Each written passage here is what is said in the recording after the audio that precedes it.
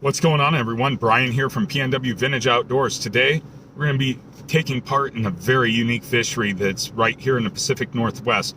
We don't get to do it that often, but it's a lot of fun. Make sure you stay tuned, and if you're new to the channel, don't forget to hit the like, leave a comment, and subscribe. Let's go see what's hanging out in the river for us to play with today.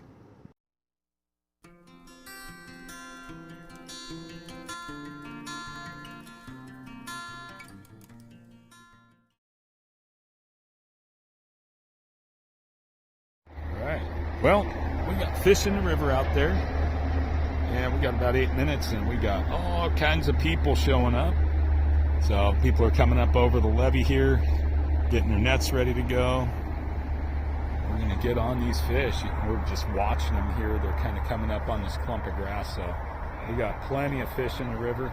They like this eddy scene here, so should be pretty fun. We even got people across the river over there, so it's going to be chaos for sure. And there's Mr. Washington Fish Quest right there, Blake. He hasn't seen me yet. 2, 1. I got 8 o'clock. All right, first dip. See what we get. All right. Small dips. That's okay. Take small dips. There we are. All right, let's get them offloaded into the bucket here. There we are. First dip for Nathan. There we go. Blake's going to go for it next. Second dip. Another fine dip. I'm not even going down the bottom. Nope, you don't need to. Another fine dip here. All right, we got one right there. That's a smelt right there. Beautiful. Yep. All right. Follow that. Whoop. Another good dip. Yep, keep them nice and light. That way you don't lose control of them. Nope. Or just lose them out of the Yeah. net. Nah, they'll go right in the bucket. Occupational hazard to smelt to me. What do you think? What meal, man? There we go. Got one more right there. Nothing goes to waste. There we go. Let me get a weight on. I'm gonna guess about 5 pounds. All right, Brian's first dip.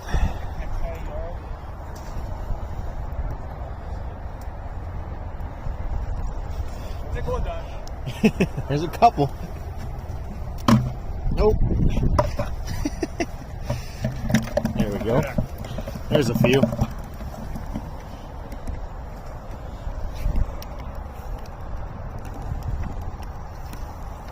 Couple more. There we go. Oh, let's get him in there.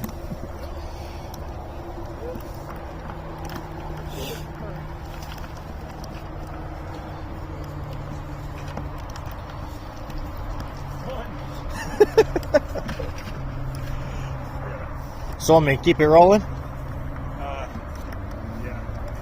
Let me pull this guy out. Good bait size. See if I can... Buckets.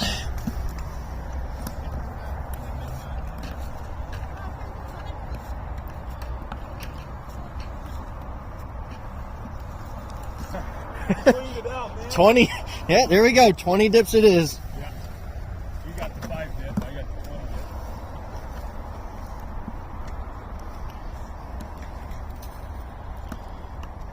I think coming off that little hump right there does us pretty good. And then there's that little snag. There's a little net pool.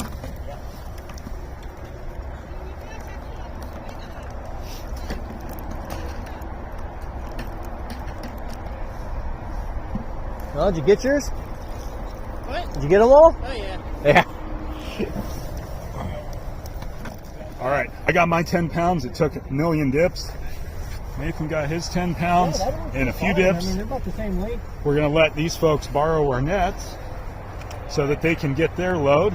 I'm going to walk down here and see. All right, so I came Look at this. So Blake, Washington Fish Quest, he's down here on the Cowlitz with us. He dipped his 10 pounds, dipped my 10 pounds. My friend Nathan dipped his 10 pounds. Everybody's loading up on these smelt. They're absolutely awesome. So absolutely. My buddy Peter and I, we just picked up between us about 180 new friends, between the two buckets. And I look forward to having a nice smoke with them, Good guys, I think. So. Yeah, kick back in the lounge. Yeah, absolutely. That's for sure. Right on. Cool. Yeah. There we go. You guys get on him. There he goes. Big scoop. There we go. Look at that. So much fun. We love this. It's such a fun way for us to spend time with our community and share in this bounty that we get the fortunate opportunity to be a part of. So, super cool. And I went a little bit shy on mine just to be on the safe side. A little bit. 8.5. 8.5. Perfect. That's okay. I'm not sweating it. Totally fine. Counts here. So are you getting weight per pound? Yeah. Or fish per pound? So we subsample, and so we try and get an accurate measurement. It's called catch per unit effort. So it's kind of like the amount of fish per hour that you're here for. Mm-hmm. And we do that per person to kind of get a sense of like how much to feed. Oh, okay. Well, we're unwaitered. We got the fish in the buckets. We did all of our check, everything else. Time to head home. Let's go ahead and cook up some of these fresh out of the river. It's going to be great. All right, so back here at the house, I got my whole bucket right here. You can't see it really in the video. I went ahead and put these guys in some fresh water, and I'm pre-making some vacuum sealer bags. So I'm going to get my bait ones packed up first, and so I have some friends that want some for bait. And so I'm going to take care of those guys first, and then we'll go through and we'll clean some for eating and get those ones packed up too. So back to making some more bags here. So it's always a part of the process. You go up, you dip, you get your fish, and then you got to process them. So that's one of the big things about these smelt is you get a lot of them, and there's a lot of fish to process once you get them. But man, they are something else when you get that opportunity to enjoy this fishery.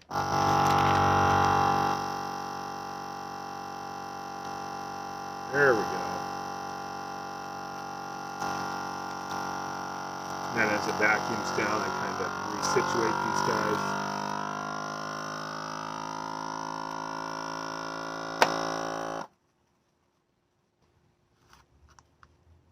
That's why you want it over that juice reservoir. You can see all the juices pumping out of these guys, but they'll be ready for bait at any given time. Wait for that to kick off. And voila, bait packed. All right, so I'm gonna go ahead and clean what I need left. I got a pack over here for my wife's coworker, and I got some in the freezer. So ended up with about 100 for bait. It's a pretty good load. That's quite a bit of bait. So I don't know, some people do this barehanded. I just do it with gloves. That way, as I'm going in and out of places and all that, I can just peel the gloves off and I don't get all the stinky fish guts everywhere. So there's a couple different ways you can do this. You could use a knife, but my grandma always used scissors, and scissors make quick work out of them. I got a garbage can over here on the other side, and that's where all my guts are going to go. So I'm just going to pull them out of the bucket here. And first thing I like to do, some people eat the heads and they leave the heads on. That's totally fine if you're into that, but not me. I just go ahead and I take that head right off there. And then I go ahead right here to the vent and I just trim right up the belly. Just like that. Open up the body cavity. Just thumb the guts out, just like that. Now there's a little bit of black stuff left in there, and we'll rinse that out when we go in the house. But basically, that's all. That's all the guts we got. All right. So what we're going to do now? We got some egg wash. We got some flour with some salt, pepper, and garlic powder in it. Just something very basic. And we got our clean smelt. So you remember earlier we cleaned these guys, cleaned them out really good on the inside. What we're going to do is we're going to go ahead and drop these guys into some egg wash here. Just give them a nice little coating. cool part of these fish is that they don't need to be scaled. And so we can just go ahead and roll them in a little bit of that there. Now I could go an extra step. I could do these in cornmeal. I could do panko, but I thought, well, I'm just going to do them like Grandma used to do. All you got to do is that. Off into the olive oil they go. Go ahead. Get these guys all floured up here. A very basic, simple recipe, just enough to give it some nice crisp. There's two. It's kind of a once-a-year treat here. Go ahead, roll that, shake it off. Keep it super simple. And you'll hear a lot, like I said, there's a lot of people out there that are really into, you know, eating them head on, or, you know, smoking these or whatever else. And that's a fantastic way to prepare these. For this little batch, I think just frying them is always really good. So we'll get these guys rolling in the fryer. And they only take about 3 minutes per side to cook because they are so small.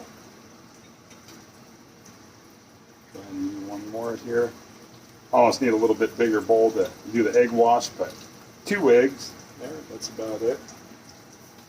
Alright, so when you're ready to pull these guys off, have yourself a plate with a paper towel ready to go. You can also just use a grip rack.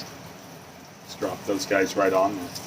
Now I'm just using some standard old extra virgin olive oil for frying these guys in, so it works really good. It kind of There it is, nice and fried up. Second batch always comes out a little darker because you get a little bit more of that residual flour that falls off, but it is still just as good. So these guys are crispy, hot, and fried, and pretty much everything right there is 100% edible. There will be hardly anything left when we're done eating.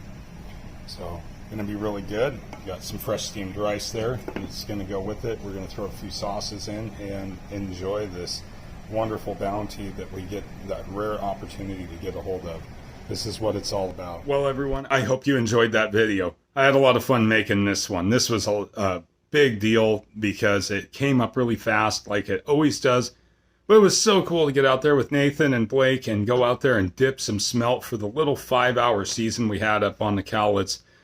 The food was delicious. I'm stuffed. My wife is so stuffed that she went to bed. So I'm actually going to get off here, and I'm going to let the food settle. So until next time, everybody, thank you so much for watching. I hope everyone has a wonderful day.